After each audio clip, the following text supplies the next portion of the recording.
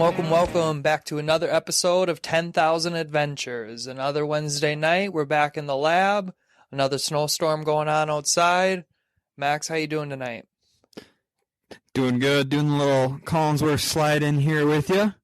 Good to be back, and I'm doing good. Like to kick off this week's episode with a little low light highlight. How would you evaluate your last week? Last week has actually been pretty chill for me. So I was in steamboat skiing 2 weeks ago, and tomorrow I'm flying to Bend, Oregon to go skiing again. Knock on wood that the snowstorm doesn't cancel another one of my flights. But so the last week's been pretty low key. Haven't done a lot. Highlight, last Saturday we had some people over for the John Jones fight. I don't know if you're an MMA fan or not. Are you? No, but I'm familiar. Okay.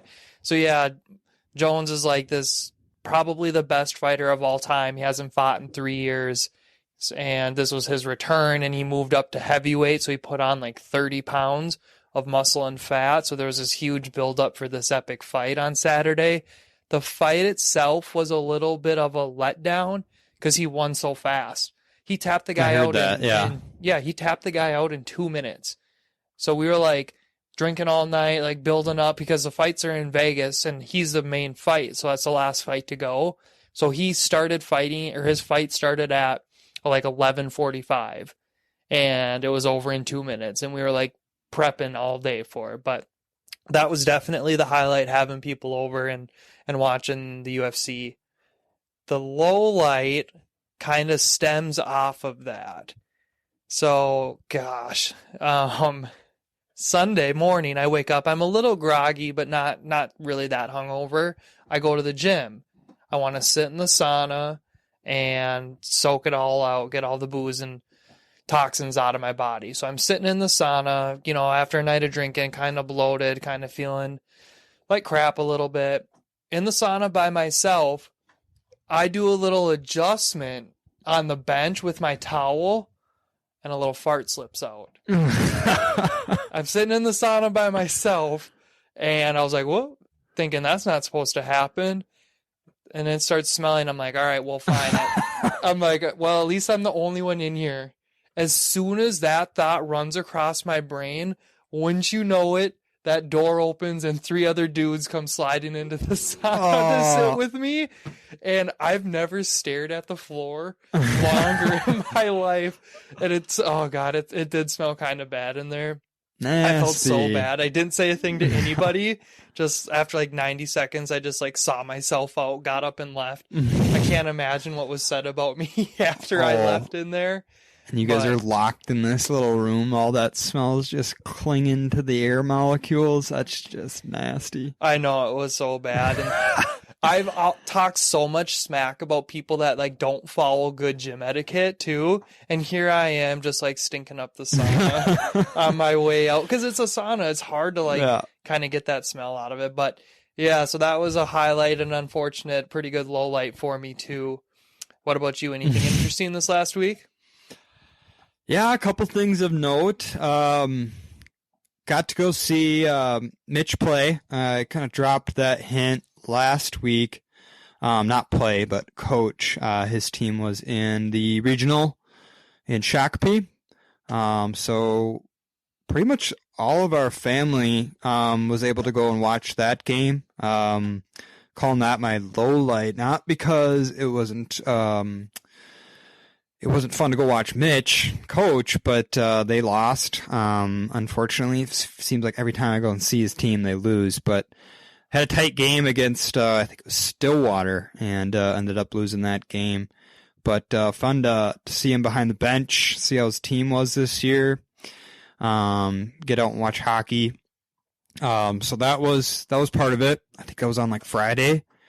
I would say my highlight was on Sunday. I've had my trail cam out at some hunting land, and I went and grabbed that, and so drove out to Hutch, and decided I'd make kind of a trip of it, and kind of just walk the whole I don't know if it's 20 acres maybe. It's not very big, but just maybe see what kind of sign was out there. Maybe get lucky, find a shed, because it was pretty good timing where the snow, obviously we've got a lot of snow recently, but the snow had kind of melted down where it was relatively easy to walk around and just see what was on the ground and the trails and the sign. And so that was kind of fun. Go just walk the perimeter and in between and everywhere and try and find anything interesting. Brought the dog with. So that was a lot of fun. Just me and the dog. It was really nice out on Sunday. And found a couple different deer kills, which was fun to stumble upon. Some coyotes, I think, ripped it apart, or I don't know. Must have been a coyote because I found skull and vertebrae and all this stuff just licked clean. So that was kind of gnarly, but interesting to see. Didn't find any sheds, unfortunately. A lot of deer sign, lots of trails out there. A lot of deer scat, a lot of deer hair, pretty much everything but a shed. So that was a little fun Sunday trip. I got the camera, checked out some of the stands that are out there, and got the dog out and run her a little bit. Another thing of note was we had a fun little Saturday night at Wicked Wart, a little local brewery here in the area. Checked out the brewery that's relatively close to my house. Actually, you could probably walk there. It's about a mile. And got myself, our gals, roommates, and just had some fun there. Won on some pull tabs, Nice. which was a lot of fun. It was one of those pull tab sessions where like you keep winning the playbacks. Like, oh, we'll go back in. So I think we won like $25 on the first pull. Like, it's not that good. Go put that 25 back in. Then we won between like 50 and 80, some kind of odd number on the next pull. So I'll put that back in, and then pulled a 100 and a 200 on the next pull. So that was kind of a fun little build up. Had some drinks and brought the dogs with too.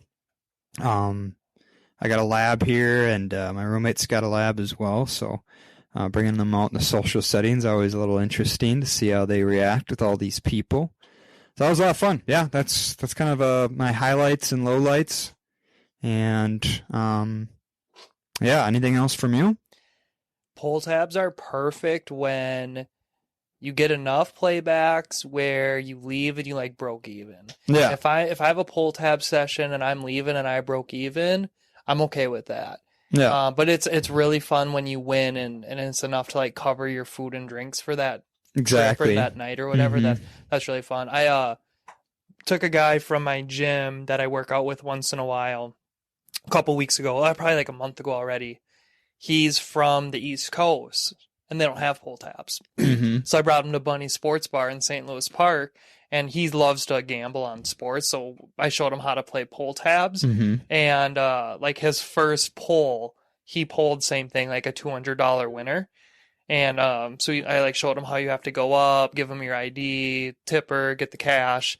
And I was like, this is a problem now that you won on your first pull. Now you're addicted and you're going to be losing so much money. Yeah. But yeah, I didn't know that pull tabs are pretty unique to Minnesota. I thought that was like a national thing, but I think it's only in Minnesota. Do they even have it in Wisconsin? Do you know?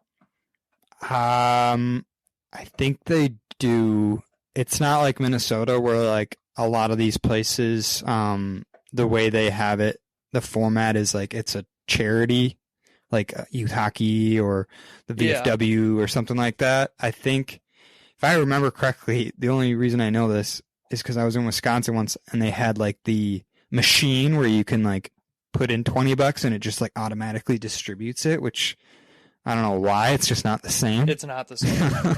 Yeah. So I think they have it, but must be regulated differently. But yeah, you're right. It's a Midwest thing, maybe more or less a Minnesota thing, because we were at the Tom Reed's for a Wild game, and there was some people there from Florida because we were playing the Panthers, and they're like, what the heck's this like booth for pull tabs? And so yeah, it's definitely local pull tabs, but they're fun. Yeah, it's always fun to pull them winners. Yeah, and that's funny. I did get my dog out and run her too a little bit this weekend, and it was really nice on Saturday and Sunday. Mm-hmm. And I noticed she was full of dirt underneath her and on her paws, and it reminded me, like, it's almost, we have another snowstorm right now, but it's almost that time of year where every time you take your dog for a walk, they're just dirty and soaked when they come back in from the mud in the spring. Yeah. And the first thing you do is you have to lift them up and carry them in and give them a bath as soon as you bring them inside. That reminded me of that. But last thing I want to ask you before we kick it over to our interview with Kelsey for this week to tell us about Bandy, the question that's been captivating my group chat, and I think it's more a bigger ask the internet type question. That's where it's stemming from. But who's more famous, Morgan Wallen or Aaron Rodgers? I mean, I've got to go with Aaron Rodgers. I mean, if you ask 100 people, I bet some might not know who Morgan Wallen is, but I think everyone's going to know who Aaron Rodgers is. So that's kind of my backing for the Aaron Rodgers argument, but both are kind of in the news right now with Wallen dropping his album and Rodgers is continuing his diva attitude with, like, I don't really read it, but I see it or hear it mentioned in certain formats, but the whole are you staying or leaving dilemma. Yeah, I know. He's such a diva and I love it. Okay, very fair points, but let me hit you with some counterpoints. I think it is Rodgers too, but I actually think it's really close. Here's some counterpoints. I think there's a little bit of like a Midwest bias. Like, we live in Minnesota, so of course we'll know, more people here are going to know who Aaron Rodgers is because he's been the quarterback of the Green Bay Packers, our like nemesis rival for 15 years. So I think if we polled 100 people in Minnesota, yes, more people are probably going to know Rodgers than Morgan Wallen. But if we went to, I don't know, like the Southeast, yeah, or like California or like Washington State or somewhere else, I think it would be a lot closer. Does this change your mindset at all? Morgan Wallen has over twice as many social media followers as Aaron Rodgers. That doesn't really change my opinion. What's Rodgers? High 30s, 38? What? Social media? Age. Oh, age? Age. Yeah. Look, I mean, we're talking nearly a 40-year-old versus like a 30-year-old. So that's quite a bit different in terms of like generational and like people interested in social media. So yeah, I don't think Rodgers does a lot of social media posting. Maybe he does, but I think his biggest thing is it's not even like football season, it's the off season, and he stays in the news. Yeah, I think Rodgers has gained a lot of popularity since COVID and his whole "I've been immunized but not vaccinated" comments, for sure. And it is a good point that Rodgers has been like 3 generations of football fans now know who he is because he's been around so long.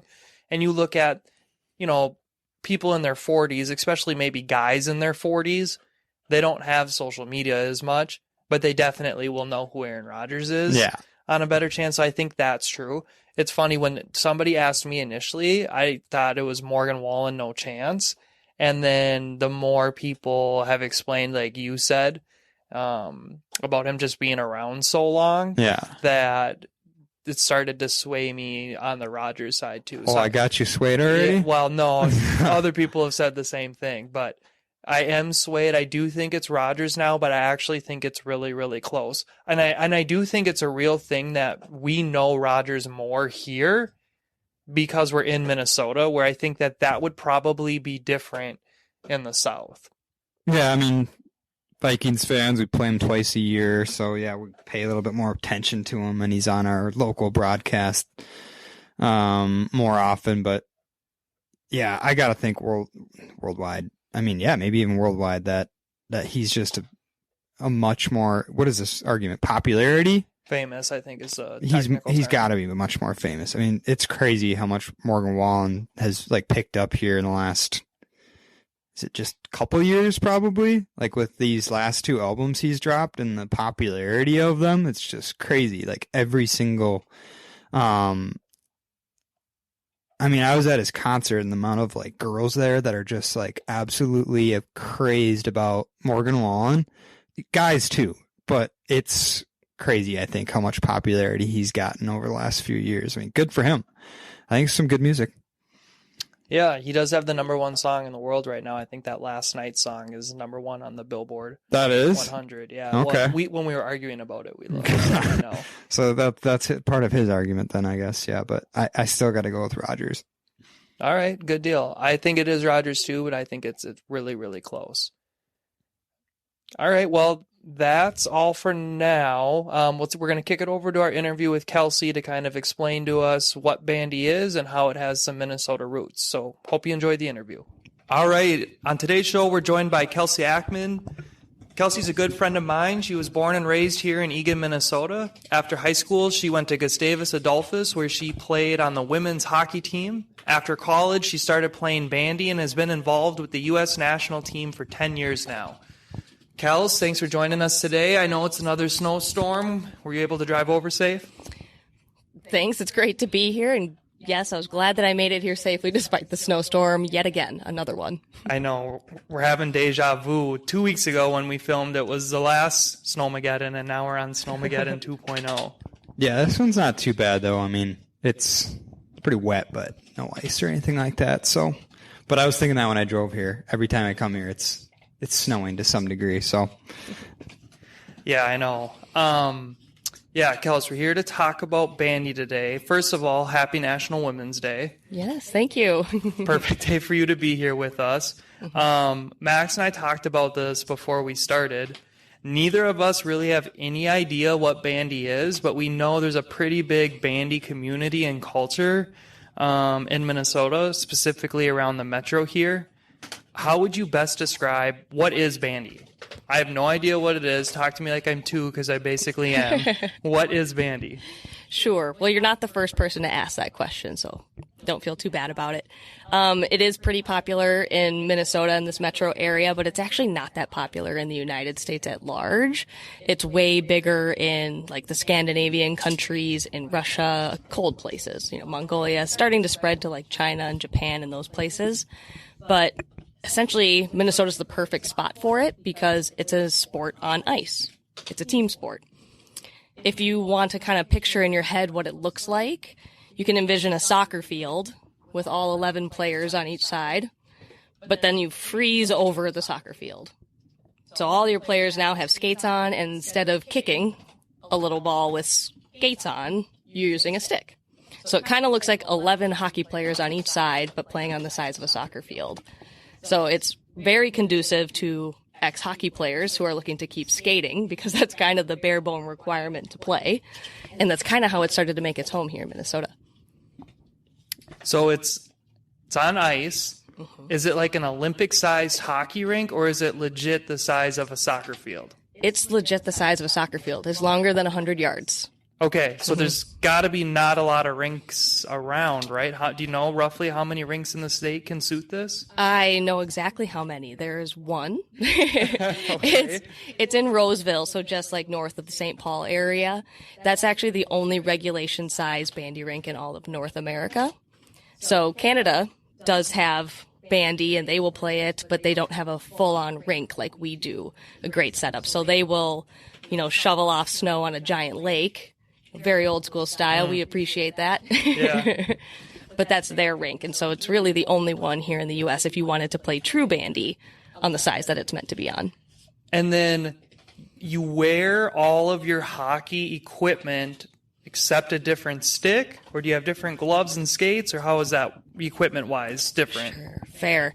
You look like a hockey player, but it actually is a lot less equipment than hockey. And that's mostly because there's not contact like there is in hockey. Not supposed to be contact. There's a lot more space out there to avoid it, I would imagine. Yes, exactly. So you're really, equipment-wise, you're wearing your skates, you have shin guards.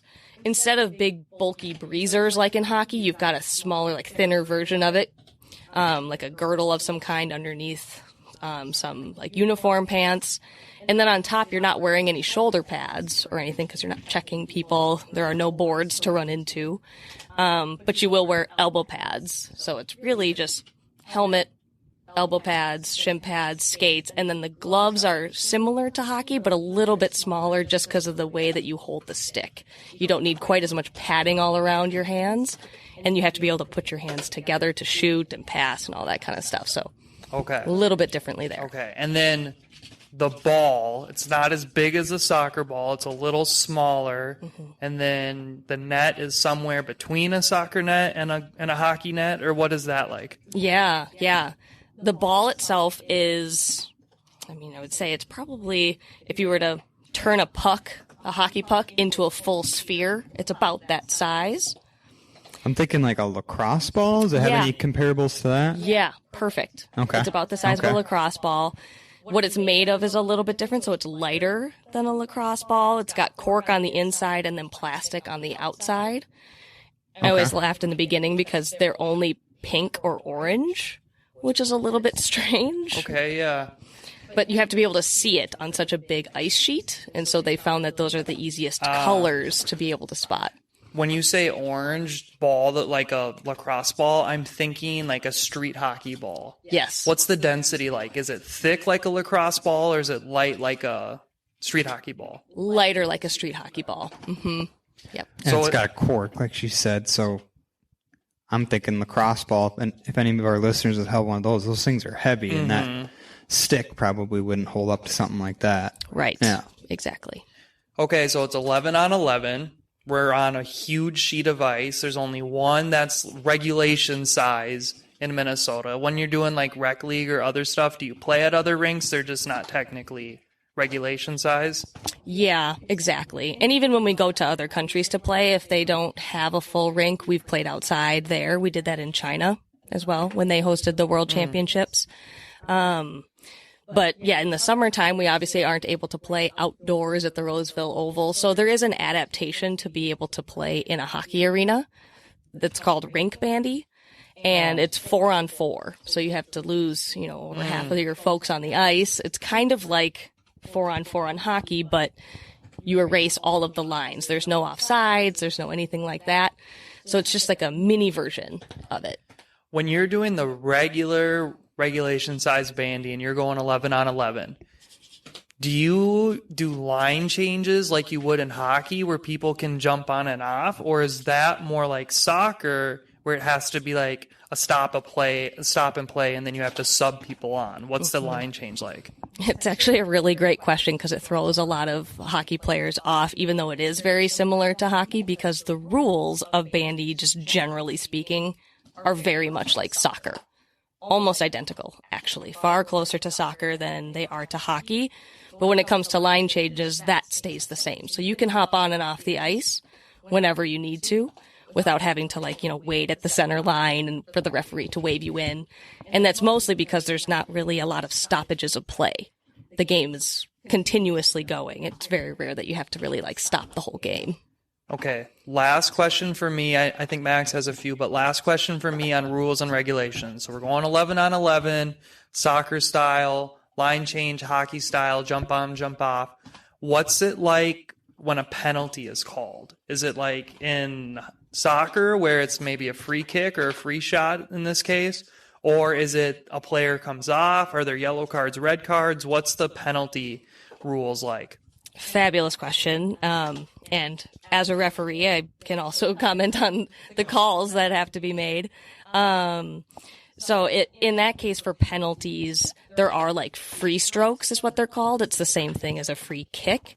So if there is some kind of infraction on the ice, you trip someone, for example, you would stop the play. That there's going to be a free stroke if that's done in kind of the penalty box area, which if you think of a soccer field, it's curved in bandy, but it's more or less the same concept. There would be a penalty shot, just like there would be in soccer. You can't have a penalty in that area. But there's a combo of hockey and soccer in the sense of you can be awarded a yellow and red card, yellow or red, but you also can serve time, kind of like the penalty box. So if you have a penalty, you might not get a yellow card or a red card, for it. It's like a really mild, it's tripping, for example. You don't have to get a card for that. It's not like a real serious offense. You would get off the ice. Your team will play a man short for a specific amount of time, minor or major, just like hockey. Okay. And then they'll come back. Okay. So inside the penalty area, penalty shot. Outside the penalty area, it's like a power play like in hockey. Yep, exactly. That's so confusing. It's just like Yeah, I'm confused too. it's like but- immediately down the middle between Yes. hockey and soccer. We're going to take this rule in hockey because we like it, and then we're going to take this rule in soccer because we like it. The rule I hate the most, and tell me how it is in bandy. In soccer, I don't know a lot about soccer, so don't hurt me because I know you're a soccer fan. But when there's a penalty in the penalty area and a free kick is awarded, a penalty shot, any player from that team gets to come up and take that penalty shot. So I understand that's like how stars are made, like, you know, Messi, Ronaldo, all these guys, because they score all the goals because they take all the penalty kicks. But I think that's the worst rule. If you were fouled in the penalty area, you should be the player taking the free kick, just like in basketball when there's a foul, you take the free throws, or in hockey, if there's a penalty shot, that player takes the penalty shot. What's that rule in bandy? Who takes the penalty shot? I'm sorry to say it is the way that you don't like, which is anyone can do it. But for what it's worth, I agree with you. It should be the person that was fouled.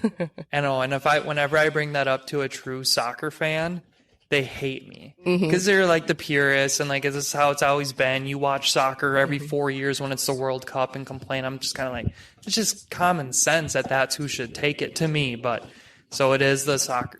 What's the like scoring percentage on a penalty shot? Oh gosh, I don't know if I'd be able to say the percentage exactly, but they're very similar in the sense of soccer. They're very similar to that, where like the goalies, you know, on the goal line, and as long as you are going to like you hit the net and you're on the outside corners, like you should probably be able to get there, minus a few rock star goalies that I've seen be able to save those. So of the course. goalies kind of have to like guess, like in soccer. A little bit. Is the goalie's equipment the same as hockey, pad wise? They're pretty much, yes. The main difference for them is that they don't have a stick. So when you picture a hockey goalie, they're holding that stick in the one hand, and then their other hand has this big, you know, catcher's mitt type of, you know, glove. Without the stick, they instead have two just like normal gloves that are a little bit bigger. Kind of, if you think of soccer, those goalies kind of have like big white mitts on their hands. So it's kind of like a big mitt. And so that they can block shots, because I mean, it's like this tiny plastic ball that's coming at them in very cold temperatures. So that can be a little painful at times. Bless their hearts. I appreciate those who play goalie. So yes, their gloves are a little bit different, but otherwise they do have pads on their legs like you would see for hockey. They can slide around and kind of block the low shots in the same way. They're wearing skates, obviously. They are wearing skates. Okay. I think that's a pretty good visual. One last question I have about how it's played itself. I think I saw a clip. How different is the shot wind up compared to like shooting in hockey? Because I've heard that that's like a really tricky part of the game is trying to come from hockey to bandy is figuring out how to master this shot and just rip bombs. What's, if you can best describe it, I know you want to stand up and show us, but without giving us a visual, how can you describe like the difference or how you shoot? Yeah, it's a great point. And to be fair, there are like a couple different kinds of shots, just like in hockey. So you could do kind of like a wrist shot type of thing, but you're kind of referring to the slap shot. That's the big difference between hockey and bandy. So in bandy, not to confuse you more by throwing in another sport, but the wind up is a lot like golf. So your stick actually is going to go way higher, like above your head, and then you'll kind of whip it around so that you get a lot of like momentum and like torque so that you can really whip it by the time you hit it on the ice. I know I'm not super coordinated, but I feel like that would be really hard to do while you're skating forward. I was just going to throw you a little jab for your golf swing. Yeah, that's bad. It's a work in progress, though. Do you do that one-handed or two? Two-handed. Okay, so you're kind of like almost like tomahawking down. Yes. Or like a swing down. Okay. Can you do one hand if you want, or is that a violation? It's not a violation, Okay. no, but it would be pretty rare. You'd probably be just in like a desperate situation to clear the ball out if you had to do that. Sure. It probably wouldn't be your go-to way to try to score a goal, I would say. Yeah. Okay, so we're 11 on 11. Huge rink, literally the size of a soccer pitch. Call it a pitch or rink? Yeah, you can call it all of the things. We're still translating a lot of the terminology to English, to be honest, from like Swedish, Norwegian, and Russian and things. So we call it the rink. We're on the rink, 11 on 11. You can change on the fly. You have a stick similar to a hockey stick, but a little smaller. We're hitting a ball the size of a street hockey ball, and we're scoring goals like it both in soccer and hockey. Mm-hmm. What's last question before we move on? What would be like a regular score of a bandy game? Yeah, it's a fair question. And how long are like the periods or quarters or halves, or what do y'all do? Yeah, I'll start with that. It's organized like soccer, so it's 2 halves. The full like normal regulation size game would be 2 45-minute halves. And then for like normal scoring, I guess it can be like hockey where it would be very fine to be like a 2-1 or even like a 1-0. 1-0 would probably be kind of rare, but then it can get upwards of like 6-5 or something like that. Be a little bit on the higher end. Okay, so we're not like lacrosse where it's 15-14, but it's not like soccer where it's 1-0. Exactly. Okay, that makes sense.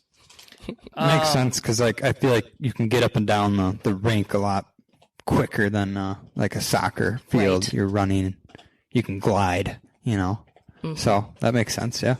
Yeah, and that's actually a good point because that's another big difference between bandy and hockey. In hockey, there are a lot of stops and starts. Mm-hmm. So it's a smaller condensed space, but in bandy, you won't really see someone stop. Something kind of probably is going wrong. If you see someone stop on the ice, you are constantly moving, and it's actually considered one of the fastest team sports in the world because of that. You're never stopping, and the steel on the bottom of your skates is longer than in hockey. So it's kind of like halfway. I'm going to confuse everybody by throwing in another sport. Speed skating steel. So you are gaining faster speeds and momentum without stopping for like the entire 45 minutes. So if you do crash into somebody, it is going to hurt, but luckily it doesn't happen too often. Okay. So that makes sense from a stamina perspective of how you can go without needing a lot of rest because there's not a lot of start and stop. It's more of a glide and a turn. Okay, that makes more sense. I think as much as I'd like to say that we're all like superhero athletes that can, no, there is some gliding that takes place.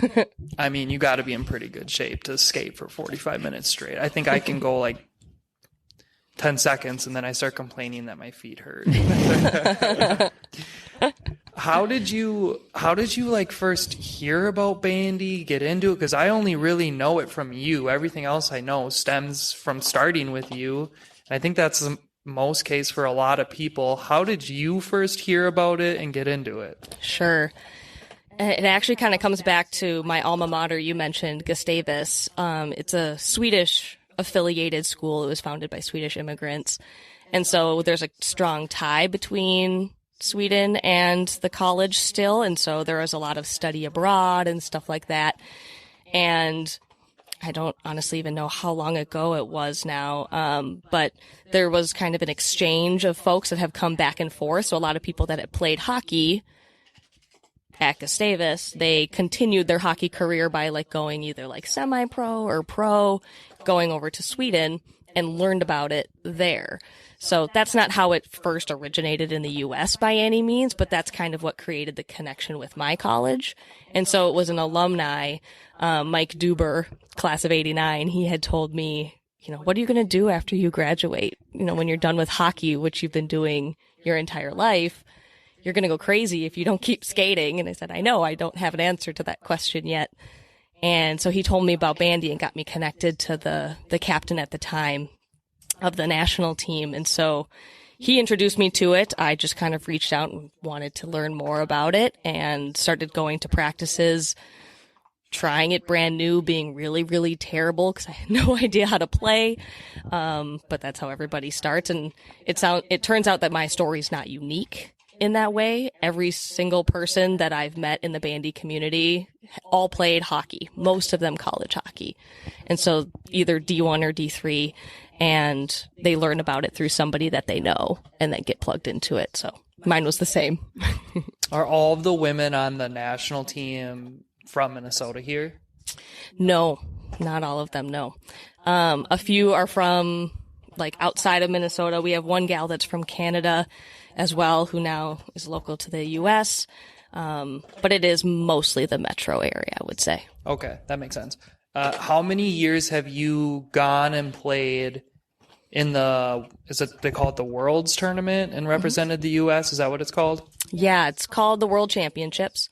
And for the men, they host it every year, but for the women, they host it every other year. So I've been playing for 10 years and have played in the 5 World Championships that have taken place during that time. Okay. Any favorite place that you've traveled to for it? That was a great host country. And have we hosted it here in the U.S. yet? We have hosted it here in the U.S., so that was really fun. I think that might have been around 2016 or 2014. Yeah, so we've hosted it here. My favorite place, I will say... Do not say China, or this is over. Do not say China. I know y'all went there, but don't say it. It was the most unique experience, I would say, China, to try and play bandy there, which was a lot of fun. And kudos to them for putting on that tournament. They did a great job. I would say the coolest place I went to... is going to get shut down. Yep. Well, then I don't know if you're going to look this next answer. The other cool place that we went was Russia. I know, geopolitics aside, is bad for bandy at the moment. Yeah, I guess so. Where was it in Russia? Where was it? It was actually in the middle of Siberia, and this was for the University Olympics. It wasn't actually for the World Championships. It was a separate tournament that they were hosting, and I went as a referee. But just because it's so prevalent there, it's actually one of the biggest bandy hubs. You really get to feel the energy and like in these big, beautiful stadiums. So that was probably the coolest place. That would be fun. That would be cool. You're there, and there's a lot more people coming to the matches and the events. That is pretty cool. When you're at the World Championships, I'm getting like Olympic vibes, but on like a really low scale. So like you meet the other athletes, you guys kind of maybe hang out outside of the matches. Is that kind of how it is? Yeah, it is a kind of like a micro Olympics. There's an opening ceremony and a closing ceremony. The host country kind of puts it on to have a flavor that's local to their culture, something unique to them. You have, of course, your like regimented schedule of games that take place, but you do stay in the same hotels and you kind of have your time slots for eating in like the community cafeteria areas and stuff like that. Yeah. It's kind of like a little Olympic village. It's just usually in a hotel. But it's a nice hotel. That's fun. Now, I know it's not an Olympic sport. I think you said earlier they've done like the demonstration at the Olympics. Do you think it ever becomes an Olympic sport? I do think that it will be. We have checked a lot of the boxes that you need to do to be a candidate to be added to the Olympics. So it really is. I've learned a lot about the International Olympic Committee and kind of all of the inner workings of that through bandy. But it's really up to the host country for like what new sports are going to be added. So I don't know if you guys saw, but for like the 2026 Olympics in Milan, they're going to have, I think it's called skimo, like ski mountaineering, which is kind of like racing your skis like up the mountain and like skiing down and stuff like that. Backcountry touring? Yeah. Okay. And so you can imagine that's not super common everywhere because Northern Italy has those mountains, but not everywhere else. So it really is up to the host country to be able to determine if they can provide the facilities and like competing teams and infrastructure for that type of sport. So the reason why I'm hopeful and optimistic about it getting added in the near future is because we do have some bids coming up for like the 2030 Winter Olympics. Japan, the US, and Sweden are all kind of in the mix for that. I know it hasn't been decided yet, but if it is in a sport where bandy is prevalent, we do already have like IOC approval and recognition as a sport. So we're well on our way. You want Russia to get the bid, because if Russia gets another Winter Olympics, I don't know if they will after Sochi, but if they get it, then they'll bring it back. Because is that where it's kind of biggest, is Sweden and Russia? Yeah, pretty much that's where it would be. Sweden would do a really great job with it too. They kind of run a lot of the world championships, and a lot of their folks serve on the International Bandy Federation, so they would be a wonderful host. I was thinking about this and kind of talking to it with Max. Personally, do you want it to be an Olympic sport?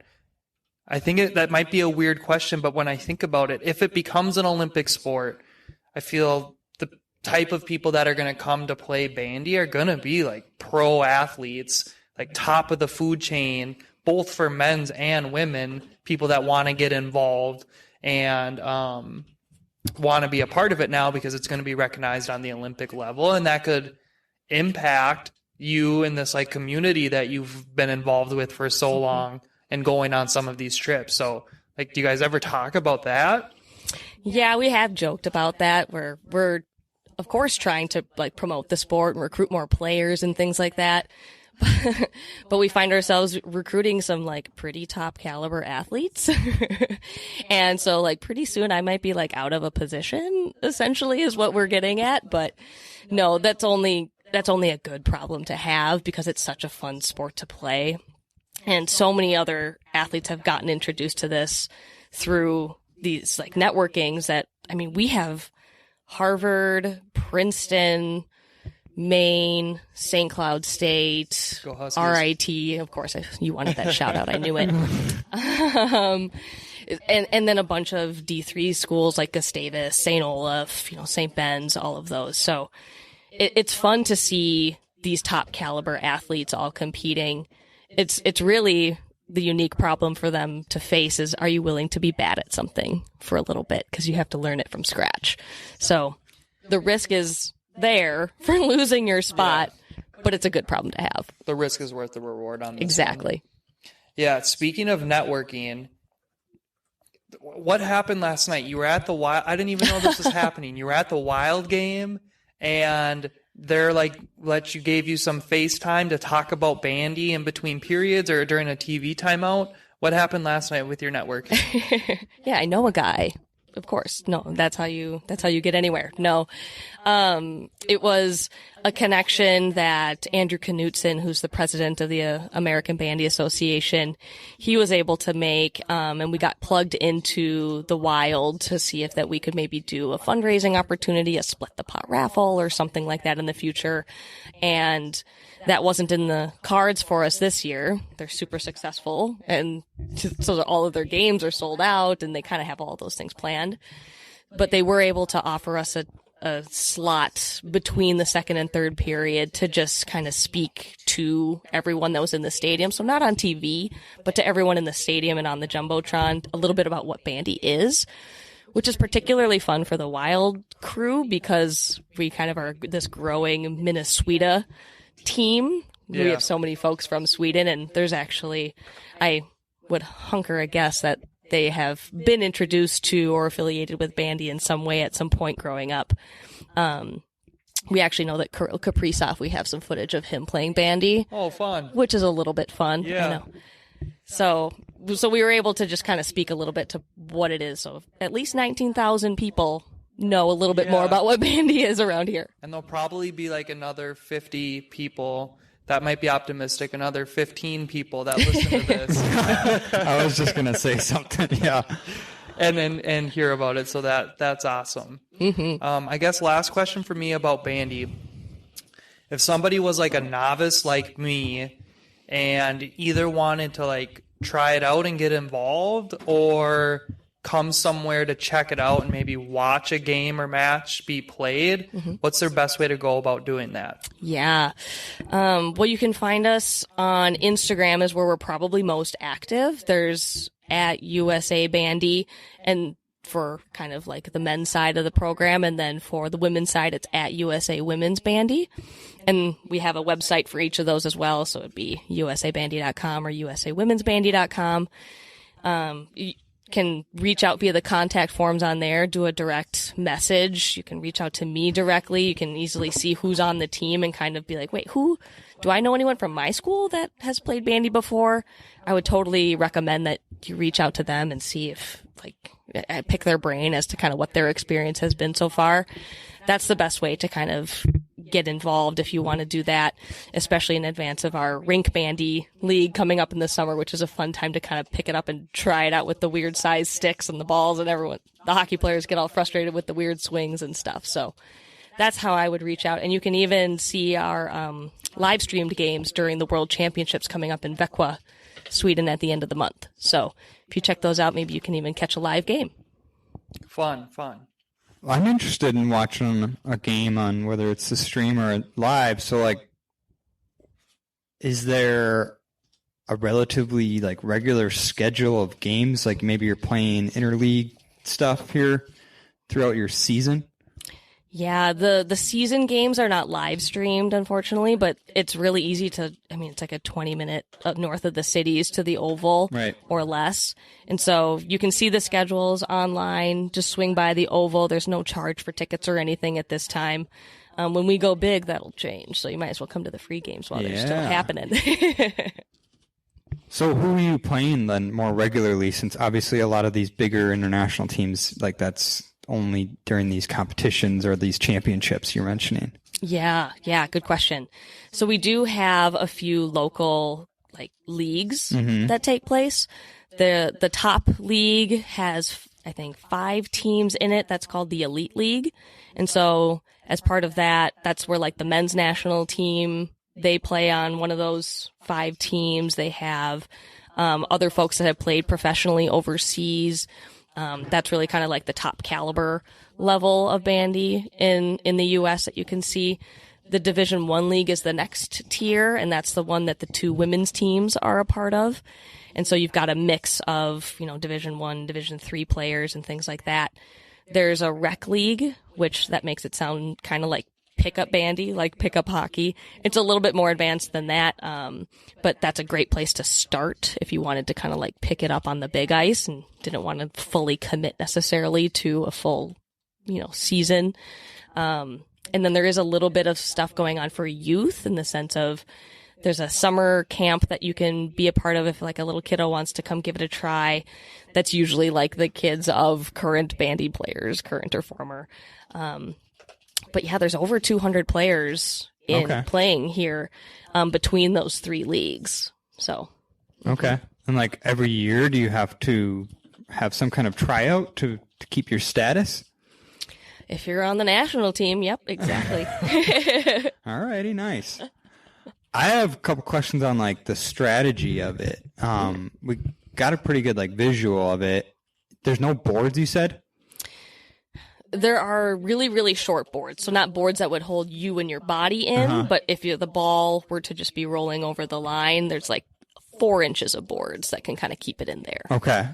So I'm trying to get a visual, and of course the best way would be to go and watch, but is there, like, soccer, that's probably one of the more comparable sports.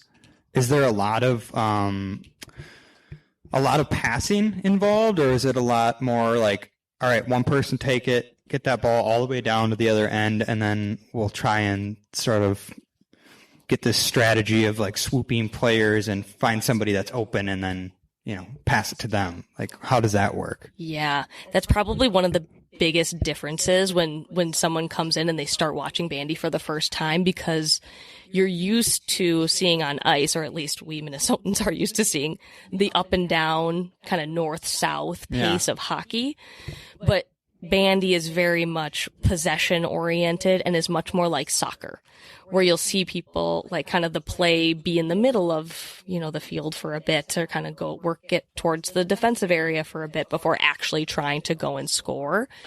So it's a lot more possession oriented, and the way that you get down the ice is by doing lots of like drop passes, essentially, which you don't see a lot of in hockey. Yeah. Mostly because it's really risky. It's a short amount of ice, and if you do that, someone can easily pick that up and they don't have as much ground to cover.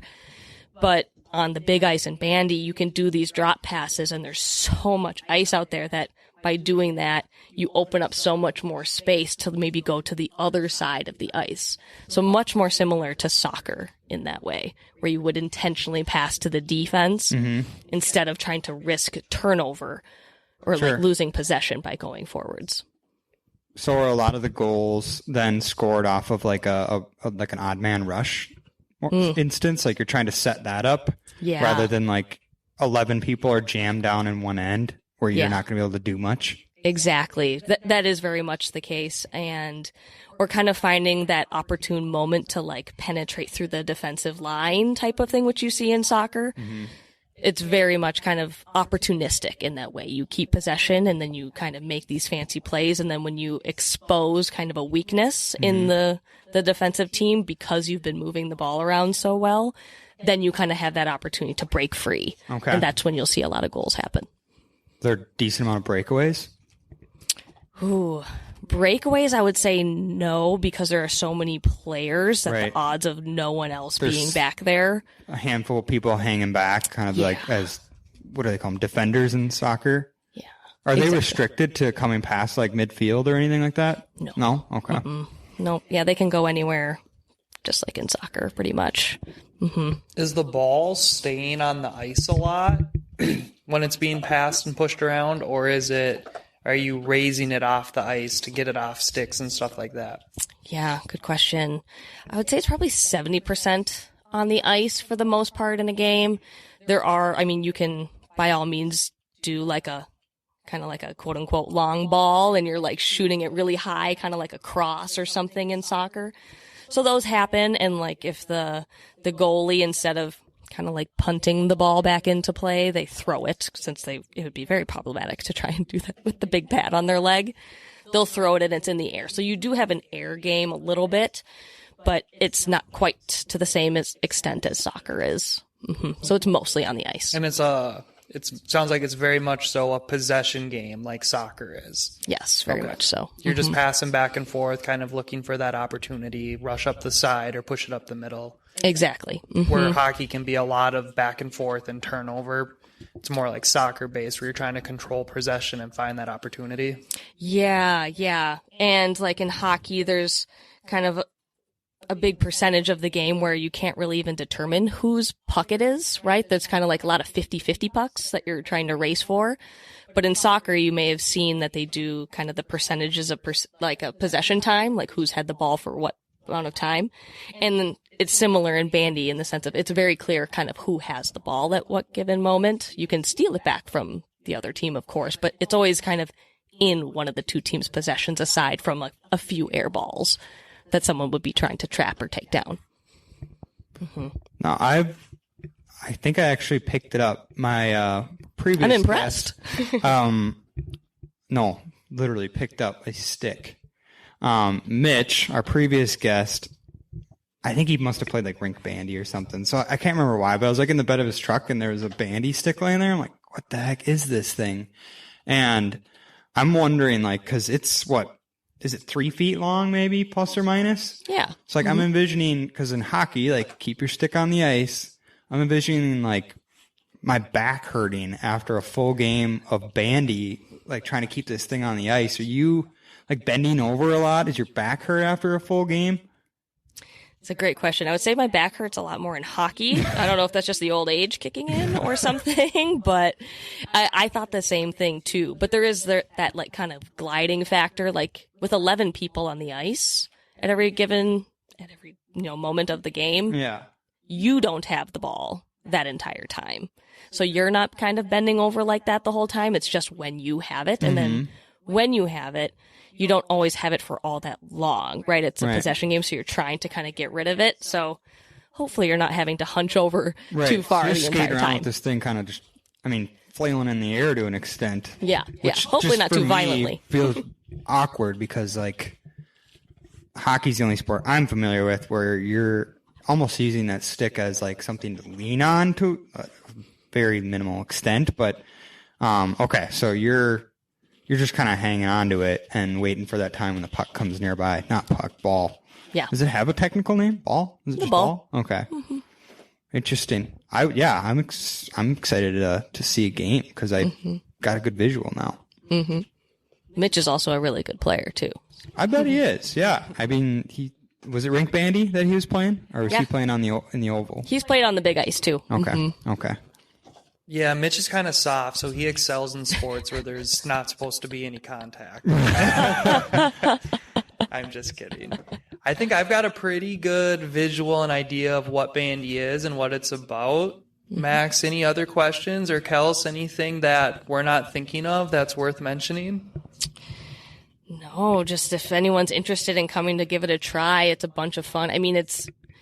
People join for a lot of different reasons. Some to kind of keep up with that competitive athletic spirit, because the hockey thing is just, they either graduated from college and so the competition's not there and they're wanting that, or, the little bit of hockey that they are playing is men's league or women's league, and, you're having a beer between periods and it's just not quite the same. So that it's top caliber athleticism, training, and then the opportunity to travel is incredible. I've been to 5 different countries now to play, but then have tagged on some other kind of trips on the side of it. So I've actually been to 8 different countries just as part of Bandy alone. And that's through playing. It's also through reffing. So if you're especially a soccer ref that can skate, you would be very well suited to come, and we would send you all over the world to come and be a fun ref. So there's a lot of different ways to get involved. Reffing is such a hard job. Yeah. It is actually. I don't think I could take it. All the heckling. Maybe not Bandy, but in a regular sport that you get, it's tough. Yeah. I will say there's plenty of heckling in Bandy. I was the first female ref to ref at a men's world championship. And so that didn't go over super well with a lot of folks in the stands. And I had to give a red card to the head coach of the Mongolian team, who was just wonderfully clad head to toe in fur, the full head helmet, hat thing, ear flaps, the big coat, the mittens, everything was fur. So there's plenty of heckling that goes on, I guess, in the roughing side too, but you get some pretty cool memories that come out of it. Yeah, reffing's not for me. When you say the Mongolian ref in full, the Mongolian coach in full fur, I'm just thinking Genghis Khan screaming at you. It's what it felt like. Good. Well, before we let you leave, last question we try to ask everyone. Maybe it's going to be Bandy related again, but what's your favorite Minnesota activity? Yeah, I might be a little biased here. I won't specify it to Bandy necessarily, but skating outdoors is very Minnesotan. And you can't, when your eyelashes are kind of frozen and so they're all turning white and you're out there with your friends and there's usually a bonfire nearby or something and some beverages and friends. That's got to be the top. Yep, I'm right there tier with activity. you on that one. I mentioned that in our intro episode. It can't be beat. You don't even have to have a game you're doing. It's just fun to get out and skate. Mm-hmm. Exactly. Yeah, we've talked about that multiple times. So yes, you are not alone in thinking that. That's kind of a common theme, and that's just so true Minnesotan. That outdoor skating, whether it's on a frozen lake, if the weather permits, or just on a rink, outdoor rinks, which we have countless here, and we're one of the few states that actually has the climate all winter that can have for good ice. So yes, skating outdoors. Oh my gosh, my friends have little kids, and I've been watching or following them on Instagram, and they've had a couple skating parties. So they have these 2-year-olds, and all their 2-year-old friends come over, and they're skating for their first time, and they're eating s'mores and drinking hot cocoa, and they have a fire pit, an above ground fire pit on the ice. And so they're having a fire on the ice while these little kids are skating around for their first time. Yes, very good. Very good choice. Well, awesome. Thanks again for joining, Kels. Give us one more time, best way to get in touch with you, or if somebody wanted to learn more, get involved, what should they do? Easiest way, find us on Instagram, USA Women's Bandy, or you can just email us directly at usawomensbandy@gmail.com. You'll hear from me. I'm the one monitoring the inbox, so I would love to hear from you. Awesome. The pioneer of Bandy, that's what I'm calling you. That's the episode name. There we go. No, that's awesome. All right. Thanks, Kels. Well, that's all for now, everyone. We'll be back next week. A little bit off of Bandy, but good luck to everybody playing in the the Minnesota State High School Hockey Tournament. I know it's going on this week for the men's, and the women's was last week, but we'll be back next week. I'll tell you about how my ski trip to Oregon went, and if you get a chance, hopefully you get outside and adventure.